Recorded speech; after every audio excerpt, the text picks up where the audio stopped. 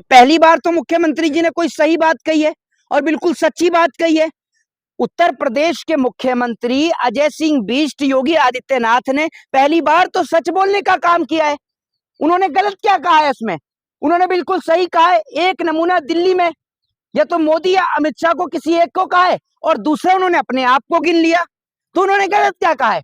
आज उनको एहसास हुआ कि वो नमूने हैं और मोदी जी को भी उन्होंने नमूना बता दिया। तो उसमें गलत क्या कहा है उन्होंने? बताइए आप मुझे। योगी जी किसी नमूने से कम थोड़ी है। जो व्यक्ति प्रदेश उसका बलात्कार के मामले में, रेप के मामले में दूसरे नंबर पर आता हो और दूसरे प्रदेश में जाकर महिलाओं की सुरक्षा की बात करे, तो उसको आप नमूना नहीं कहेंगे तो क्या कहेंगे? योगी आदित्यनाथ नमूने ही तो हैं, और क्या है? अखिलेश और ये राहुल गांधी पर इशारा किए हैं, आप कहीं और कर रहे हैं। ये लोग अखिलेश पे और वहां पर इशारा किए हैं। एक बात आप मुझे ये बताइए, पहली बात तो ये है कि अखिलेश की ओर कैसे इशारा कर दिया? नाम लिया अखिलेश यादव का। आप मुझे ये बताइए, दिल्ली में तो कायदे से मोदी जी रहते हैं और यूपी में खुद ये रहते हैं लखनऊ में, तो इन्होंने अपने ऊपर और मोदी जी के ऊपर ही तो इशारा किया है। लेकिन गलती इन्होंने मिस्टेक थोड़ी सी ये कर दी। इनको ये कहना था कि दिल्ली में 2 नमूने रहते हैं और यूपी में मैं अकेला ही रहता हूं। ये इनको कहना चाहिए था। बेचारों की जबान फिसल गई। जबान फिसलना तो इनकी पुरानी आदत है ना। मोदी जी की कितनी बार फिसली है, बेटी बचाओ बेटी पटाओ, तो ये जबान ही तो फिसली थी, जिसको मीडिया ने कहा स्लिप ऑफ टंग। तो ऐसी योगी जी की भी जबान फिसल गई। उनको ये बोलना था कि 2 दिल्ली में नमूने हैं और एक मैं लखनऊ में हूं, लेकिन बेचारों के मुंह से एक ही निकला। और पहली बात तो सबको पता है कि मोदी जी की और योगी की बनती नहीं है, ये तो सबको पता है। तो शायद उन्होंने इसीलिए कह दिया हो कि एक नमूना दिल्ली में रहता है और एक अपने आप को गिन लिया उन्होंने। तो उसमें गलत क्या कहा है? वो नमूने ही तो हैं और भाजपा के नेता नमूने ही हैं। आज जिस तरीके से बांग्लादेश के अंदर हमारे हिंदू भाइयों को मारा जा रहा है, अल्पसंख्यकों के साथ मॉब लिंचिंग करी जा रही है।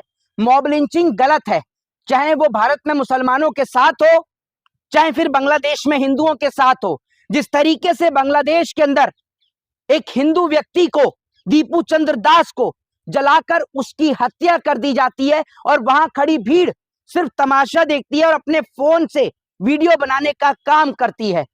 ये मॉब लिंचिंग बहुत ही दर्दनाक है। और बड़ी बात यह है कि जिस तरीके से आज वीएचपी ने, यानी विश्व हिंदू परिषद ने, जिस तरीके से आज बांग्लादेश की एम्बेसी के बाहर प्रदर्शन और प्रोटेस्ट किया है, मुझे यह समझ में नहीं आ रहा कि वो बांग्लादेश की एम्बेसी बांग्लादेश में या इंडिया में है। आप सीधे तौर पर वीएचपी जो है वो बीजेपी को समर्थन करती है, सपोर्ट करती है, तो बीजेपी से सवाल क्यों नहीं करती? मोदी जी से सवाल क्यों नहीं होता कि बांग्लादेश के अंदर जो हमारे हिंदू भाइयों पर अत्याचार हो रहा है, वहीं दूसरी ओर आपने शेख हसीना को पनाह दे रखी है जो कि एक मुसलमान है, और आप अपने आप को कहते हो कि आप हिंदुओं की पार्टी हैं। आप हिंदुओं को बांग्लादेश के अंदर सुरक्षित करने का काम क्यों नहीं करते? और बड़ी बात यह कि पूरा देश प्रधानमंत्री की प्रतिक्रिया की इसलिए इंतजार कर रहा है क्योंकि मोदी जी झूठ बोलते हैं।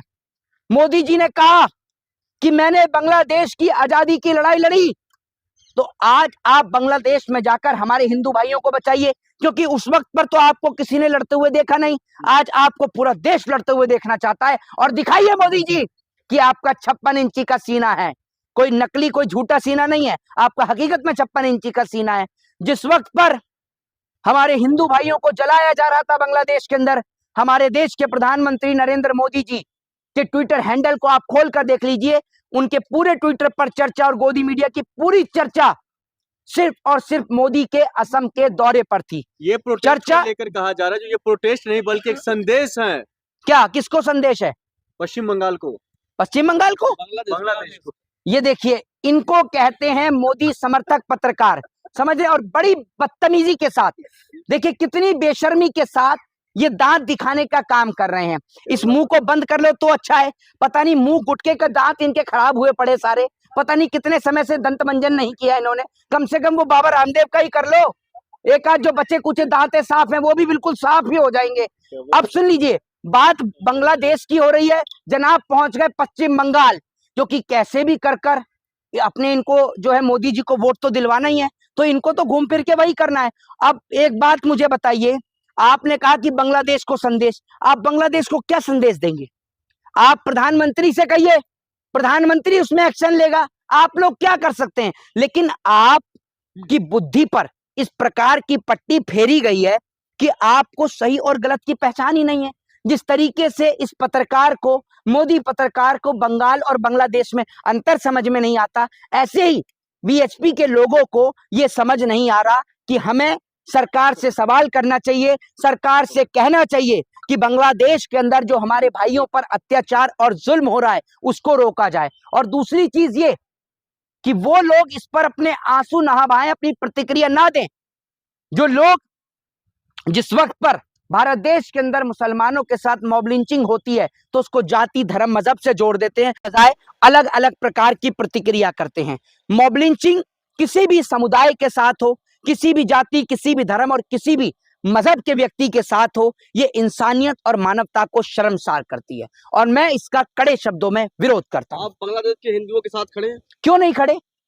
मैं हर एक उस व्यक्ति के साथ खड़ा हूं जिसके साथ इस तरीके का दुर्व्यवहार होता है, दुराचार होता है। भाई, हमारी लड़ाई भारतीय जनता पार्टी से है, भाजपा से है, कोई हिंदू धर्म या हिंदुत्व से नहीं है। मैं खुद भाई, मैं रिलीजियस को फॉलो करता हूं। आप मुझे ये बताइए, तो अगर बांग्लादेश में हमारे भाई के साथ इस तरीके का अत्याचार हो रहा है, कि बांग्लादेश के मुसलमान गलत कर रहे हैं, मोदी जी को क्रिटिसाइज कर रहे हैं यहाँ पे बैठ के। बिल्कुल कर रहे हैं बांग्लादेश के मुसलमान गलत, बिल्कुल कर रहे हैं। और आप उन बांग्लादेश के मुसलमानों को इंडिया के मुसलमानों से मत जोड़ दीजिएगा, क्योंकि इंडिया के अंदर रहने वाला मुसलमान, क्योंकि बांग्लादेश में भी मुसलमान रहते हैं, पाकिस्तान में भी मुसलमान रहते हैं। जब पाकिस्तान हमारे ऊपर अटैक करता है तो उसको जवाब देने का काम भी भारत की एक मुस्लिम बेटी सोफिया कुरैशी करती है, आपने देखा। तो इसका मतलब ये कि भारत के अंदर रहने वाले मुसलमानों का अगर दिल धड़कता है तो सिर्फ अपने वतन हिंदुस्तान के लिए, अपने देश भारत के लिए। लेकिन भाजपा के जो लोग विरोध कर रहे हैं, बांग्लादेश के हिंदू भाइयों को न्याय की बात कर रहे हैं, लेकिन मोदी जी कुछ नहीं बोल रहे हैं। मोदी जी की आवाज चली गई है, क्योंकि इनका नाम नरेंद्र नहीं सरेंडर है, ये आप समझ लीजिए। मोदी जी कब बोलते हैं पता है आपको? मोदी जी जब बोलते हैं कि अगर अभी नेहरू जी होते, अब आप ये कह दो ये गलती भी नेहरू की है। सदन में जहां पर वंदे मातरम पर दसियों घंटे चर्चा हो जाती है, वहां पर हिंदू भाइयों पर जो बांग्लादेश में अत्याचार हो रहा है उस पर चर्चा क्यों नहीं हो रही? बड़ी बात यह कि प्रियंका गांधी वाड्रा ने अपने ट्विटर हैंडल से जिस प्रकार से बांग्लादेश के अंदर हमारे हिंदू भाइयों पर अत्याचार हो रहा है और दीपू चंद्र दास को जिस तरीके से सरेआम पब्लिक के बीच जला दिया गया, उसका विरोध भारत देश के अंदर रहने वाले हिंदू भी कर रहे हैं और भारत देश के अंदर रहने वाले मुसलमान भी कर रहे हैं। कि जिस प्रकार की बांग्लादेश में एक मुसलमान की भीड़ के द्वारा एक हिंदू व्यक्ति को जलाया गया, वो सरासर गलत है और मैं इसका खुले शब्द में विरोध करता हूं। तो आप मानते हैं मुसलमान भी लिंचिंग करता है? जी, लिंचिंग करता मुसलमान भी, आप मान रहे हैं? पहली बात तो ये है कि बांग्लादेशी मुसलमान, आप ये बोलिए, मुसलमान तो पूरे वर्ल्ड में रहता है और हमारे हिंदुस्तान में भी रहता है, ये याद रखिए। और जिस तरीके से बांग्लादेश में अल्पसंख्यकों पर अत्याचार हो रहा है, ये अत्याचार हरगिज बर्दाश्त नहीं करा जाएगा और हम बांग्लादेश के अंदर रहने वाले अपने प्रत्येक भाइयों के साथ खड़े हैं और हम उनके लिए ये कहेंगे कि अगर आपको लगता है कि आप भारत आ सकते हैं तो मोस्ट वेलकम है, आप आइए और आकर आप यहाँ रहिए, क्योंकि किसी की जान से बढ़कर कुछ नहीं हो सकता। आप यहाँ आइए। जय हिंद, जय संविधान।